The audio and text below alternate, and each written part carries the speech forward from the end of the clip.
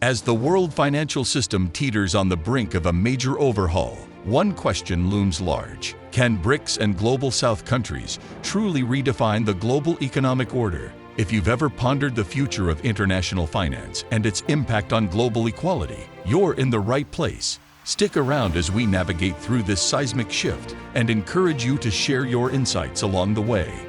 Are the World Bank and IMF serving the best interests of the Global South? Is it time for a transformation?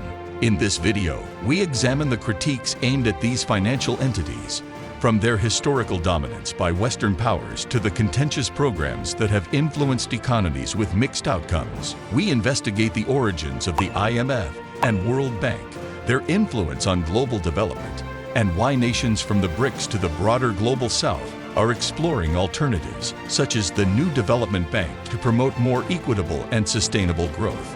The International Monetary Fund, IMF, was established in July 1944 during the United Nations Monetary and Financial Conference, famously known as the Bretton Woods Conference, held in Bretton Woods, New Hampshire, USA.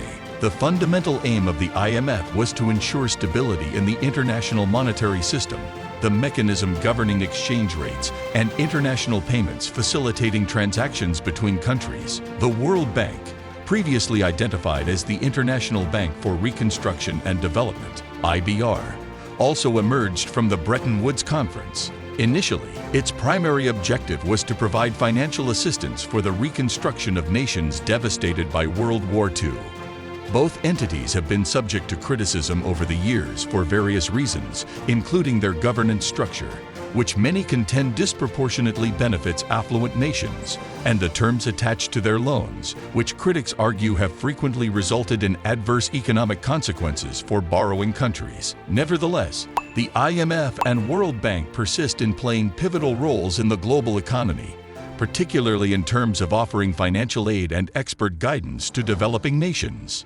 The operational strategies of the IMF and World Bank, for example, were shaped by a desire to prevent the economic turmoil witnessed in the interwar period. However, this resulted in a system that granted substantial influence to the United States over international monetary policies. This dominance is not only historical but also structural, evident in the distribution of voting power within these institutions, which disproportionately favors wealthy nations over the Global South, leading to what some describe as economic apartheid. Critiques also target the policy recommendations and conditions attached to financial aid provided by the IMF and World Bank, such as the implementation of structural adjustment programs, or SAPs, from the late 20th century. These programs aimed at fostering economic liberalization, privatization, and deregulation in borrowing countries. Nonetheless, they have faced widespread criticism for exacerbating economic disparities, undermining social welfare systems, and prioritizing debt repayment over essential public investments. SAPs have frequently been associated with periods of economic stagnation, heightened poverty, and social unrest in the Global South, notably seen in the lost decade in Latin America during the 1980s. The World Bank's strategies for poverty reduction and development have also come under scrutiny for their efficacy and environmental impact. Projects financed by the World Bank have been analyzed for their environmental ramifications and for their failure to adequately address the root causes of poverty. The institution's Poverty Reduction Strategy Papers, PRHPs, intended to be led by the respective countries and focused on poverty alleviation, have been criticized for lacking long-term foresight and occasionally serving as a cover for ongoing neoliberal economic policies. Furthermore, the governance and decision-making processes within the World Bank and IMF are perceived as undemocratic, with wealthy nations wielding disproportionate influence. This has prompted calls for reforming these institutions to ensure fairer representation and decision-making power for Global South countries. Suggestions include democratizing the leadership selection process and implementing a double-majority voting system, requiring both shareholder and member state majorities for significant decisions, thereby affording Global South countries a more equitable voice in policies that affect them. BRICS nations and other countries in the Global South are increasingly looking to distance themselves from the World Bank and the International Monetary Fund, IMF, for various reasons. These reasons include discontent with the terms attached to the funding provided by these institutions, a desire to lessen reliance on the US dollar, and a push for greater equality in global financial governance. In response, these nations are exploring alternative options and establishing new frameworks for development financing and economic collaboration. A significant step in this direction is the formation of the new Development Bank, NDB, by the BRICS countries, Brazil, Russia, India, China, and South Africa. The NDB, operational since 2015, aims to mobilize resources for infrastructure and sustainable development projects within BRICS countries and other emerging market economies. It is intended to serve as an alternative to the traditional Western-dominated financial institutions like the IMF and World Bank, offering a more balanced platform for developing nations. Brazilian President Luiz Inácio Lula da Silva has underscored the NDB's role in liberating emerging countries from the constraints of conventional financial institutions. During his visit to China and Brazil reached more than 20 bilateral agreements, underscoring the deepening economic relations among BRICS nations and their collective endeavor to establish a new global economic framework that reduces the influence of the IMF, World Bank, and the US dollar-centered international trading system.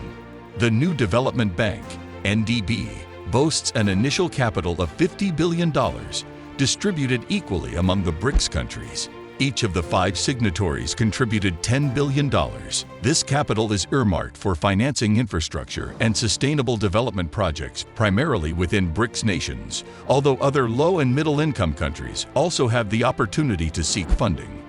Additionally, a contingency reserve arrangement, CRA, of $100 billion has been established to offer liquidity protection to member countries facing balance of payments challenges.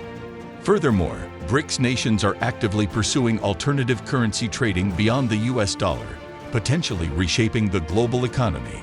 Initiatives such as India's creation of a digital currency and Russia's adoption of China's yuan as a primary reserve and settlement currency exemplify these efforts. These actions form part of a broader strategy to challenge the dominance of the US dollar in the global financial system, facilitating transactions in diverse currencies.